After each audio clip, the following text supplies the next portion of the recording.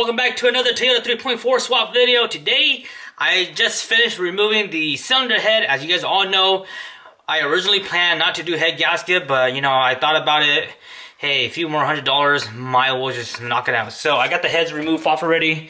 Didn't show you guys that because that requires you knowing how to remove it. So I don't want to show any of that unless you guys are willing to commit to doing it. Make sure you read that Toyota Bible. Let me show you a little bit of it. Staying organized is a top priority, and staying clean. Right now we have the cams wrapped up already. Burrito wrap. I gotta wrap that one up, but this is the front, rear, this is the passenger, this is the driver, along with their heads.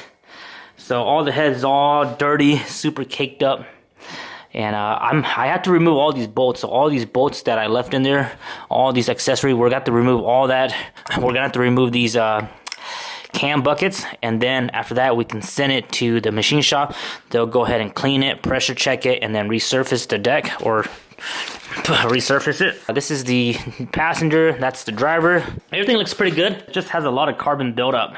You guys can see down there, lots of carbon buildup on the valves. They're all gonna get clean. The head gasket does look good. So this is the passenger. I removed the head gasket already, it's down there.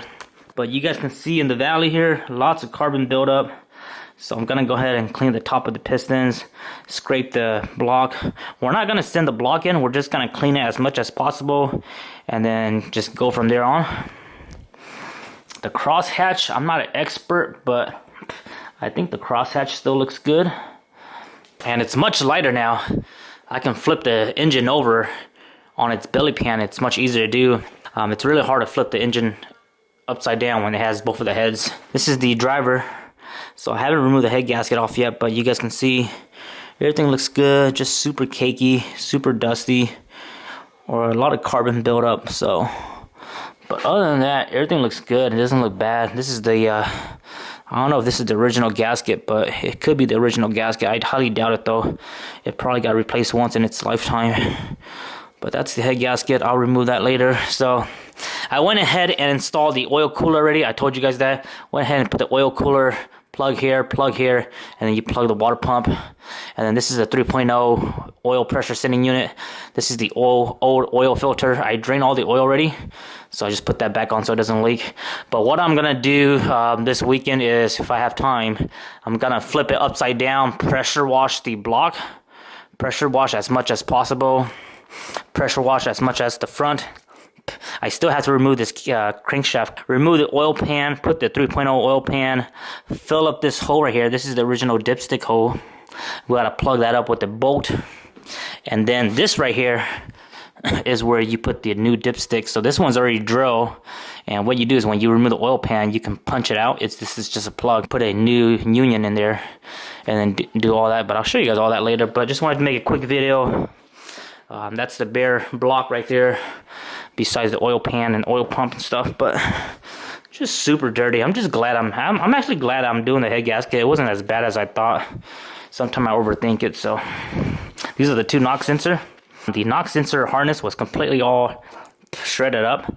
So definitely replace the knock sensor harness. The knock sensor itself are pretty expensive. These guys around like $250 each, I think. So you don't have to replace these if these are good. So they're still good, so we're not gonna mess with it. But yeah, we gotta wash all this. We gotta wash all of it and then dry it up. And then, like I said, the rear main seal. The rear main seal and this piece here, we'll do that last.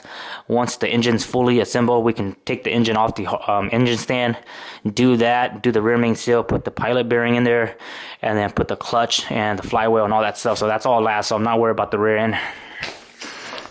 But for the most part, everything looks pretty damn good. Oil pan is just dirty. I assume this thing had like a front main seal, rear main seal, and a probably valve cover gasket leak, so leaking airwear. So that's it right there. I might even go ahead and remove the oil pump right here. This whole thing right here is the oil pump. So I might remove that and reseal it or get a new one, but who knows. I have to get this out first, because if we don't get this out right here, then we can't get to the rear main, the front main seal, which is right in front of there. I'll have to see that later. But right now, we got most of it done. We got all this main stuff. Right now, I just need to go ahead and get these heads ready for the machine shop and send them in Monday. And after that, while they're doing all that, I can start going through all the parts, organizing it, and start cleaning them one by one. And then I got lots of new parts in already. This is the cold air intake from Toyota swap. This is the new dipstick. All the new stuff is in here already. But like I said, I'll make a new video about that once those are in. My garage is just super messy. I don't really like it right now, so I'm gonna go ahead and start cleaning up. Right now I can't do nothing for the block because it's already nighttime. I'll have to just leave the block as is, and then we'll wash it another day. But right now I'm just gonna go ahead and clean up the garage a little bit, organize everything a little bit. I did buy some new used tire off Facebook Market, some nice BFG KO2 All-Terrains, 33 10.5 15s on wheels already. So that was a super plug and play. So I put some new wheels on the truck already. I'll show you guys some photos of that since it's dark already. And then I already went ahead and sold my 31-inch today. So I pretty much got a free upgrade because I bought the 33s for 600 bucks. And then I sold my 31s for 500. And then I also got a free set from that guy when I went to go pick those 30s, and I sold that for 100 bucks. So I pretty much made a free upgrade. So win-win for everyone. I got all the caps removed and label. You gotta make sure you label it. So we did have one small problem. I was able to remove all 5 spark plug except for one of them. This one here was inside of the but there was a lot of this plastic. It was from the boot of the spark plug wire. All this plastic was blocking the socket to get in. And I was like, man, how am I gonna remove that? So what I did was I took my 5/8 socket, I put it on fire. And I did it like 2 or 3 times, and I just pressed it in there, slowly turn it, pressed it in there, because this had to go in there and melt through all that plastic. And then I think after the 3rd try, it finally melted all the way down, where it finally took a bite of the spark plug, and then kaboom, we were able to get it out. So that's one little trick.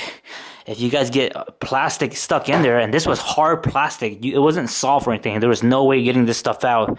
If you can try, I was trying to pick it out with that screwdriver, and then I was like, man, what am I gonna do? And I'm like, all right, let's go ahead and heat this baby up.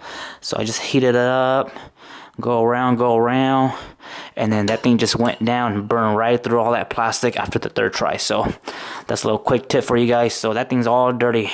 Thankfully, there was no damage. Like I said, the threads not damaged or anything like that. This thing was just all good. So that's a little quick tip for you guys. If you guys want to stay tuned on the 3-4 swap, follow the Instagram. I'll keep you guys updated on the stories.